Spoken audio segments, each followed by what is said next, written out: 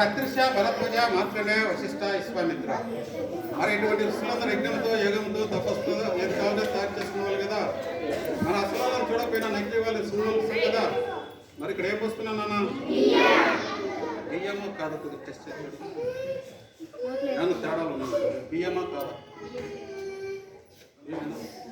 మరి పూర్వకాలం కృష్ణాదేవికి నారద మహాముని అతిథిగా పోయాడంట. మరి అతిథిగా పోతూ గులకమ్మ గుండాలు ఇటువంటి టవల్లో కొన్నింటిని కట్టుకొని తీసుకెళ్ళాడంట. నేను చాలా దూరం నుంచి ప్రయాణం వేస్తున్నాను, మార్గ మధ్యలో కొన్ని గుండాలు మోసుకొని వచ్చాను, వీటిని నాకు ఎక్కువగా తయారు చేసి పెట్టిన అడిగాడంట. మరి గుండాలు బుక్కులు అవుతాయా? బట్ నా తరఫు నేను పరీక్ష కనుక్కొని వాటిని తలగా తయారు చేసి పెట్టాను. మరి ఎగ్జాంపుల్ ఇక్కడ ఏం వస్తున్నాం మనము?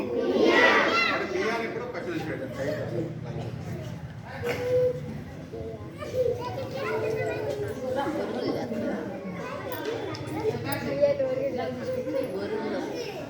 తాళపత్రాల గ్రంథాలు ఎప్పుడైనా చూస్తారా? మన మధ్య శ్రీరామ్ దాస్ సినిమాలు చూస్తారా? అన్నమయ్యలు చూస్తారు అనుకుంటాను. తాళపత్రాల గ్రంథాన్ని ఒక తెడ్డుగాను పరదా పెన్నెంగాను భూమి యాక్టివ్ చేస్తే కష్టం.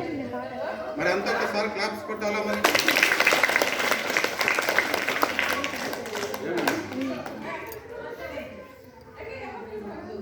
బియ్యం పోస్తే బియ్యం ఉన్నాయి, ఏం కాల. ఎవరో మోకాల మీద చేతులు కట్టుకొని కూర్చున్నారు చూడు, అందుకే ఏం కాల. సరి కూర్చోాలా? చిట్రాయి బాగా స్పీడ్గా క్లాప్స్ కొట్టాలా? మరి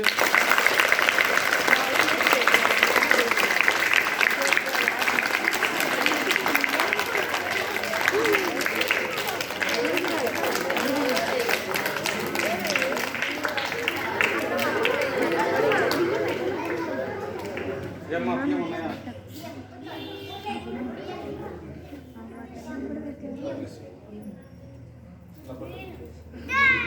చూడండి అలా. ఫోర్త్ క్లాస్ అబ్బాయి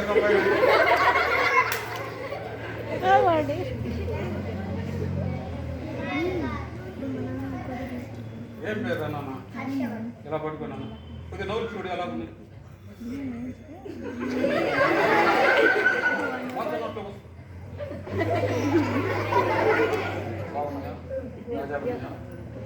ఈయన మరి బొరుగులు బాగా తింటున్నాడు కదా. ఈయనకి ఇప్పుడేం కాదు, రేపు ఉదయం పళ్ళు తోకునే టైంకల్లా 32 పళ్ళు బుక్కుల్లాగా ఊటి నోట్లు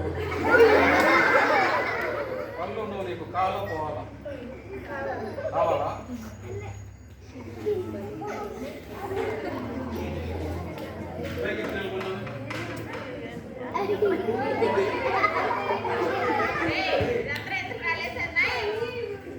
వెళ్ళి కూర్చోమ్మా.